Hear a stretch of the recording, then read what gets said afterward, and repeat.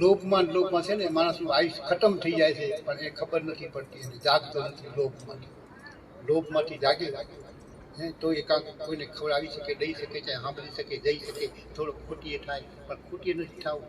કરીએ ધંધો કામના મૂકે, ઘરના મૂકે, ઘર ધંધાની માય, મૂર્ખ તો કાંઈ ન સમજો, તીર્થ ગમનની માય, ક્યાંય ન જો કોઈ સંતામાં, કોઈ ભક્તામાં, ભજનમાં, એથી કોઈ સમય ન મળ્યો.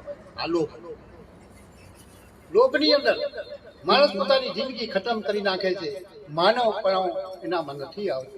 પેલો ચોર પલાળી નાખે, બીજો નાખે, બારી ત્રીજો તન કપાવે, એટલે લોભ. અને ચોથો નાખે ડાળી, એટલે મોહ. આ ચોથા નંબરમાં આવે. શું મોહ? માફ કરજો, કારણ કે હવે આ એને આપણે વાણીનો રસ્તો લીધો ને, એટલે આનો પરમાણ આવ્યો. ચોથા નંબરમાં મોહ આવ્યો, એટલે